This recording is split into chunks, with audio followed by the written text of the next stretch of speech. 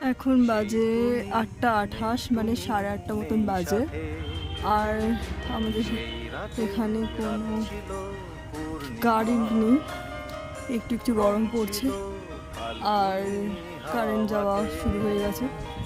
Frequently দিনে 4-5 বার তো যাই, কখনো কখনো অনেকক্ষণ বেশিক্ষণ থাকে না কারেন্ট, আবার কখনো কখনো তাড়াতাড়ি চলে আসে।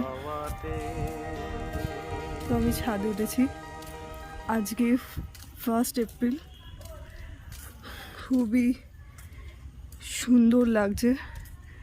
আজকে পূর্ণিমা আছে আর সেই জন্য চাঁদটা একদম গোল, আর চাঁদের আলোয় খুব সুন্দর চারপাশটা দেখা যাচ্ছে।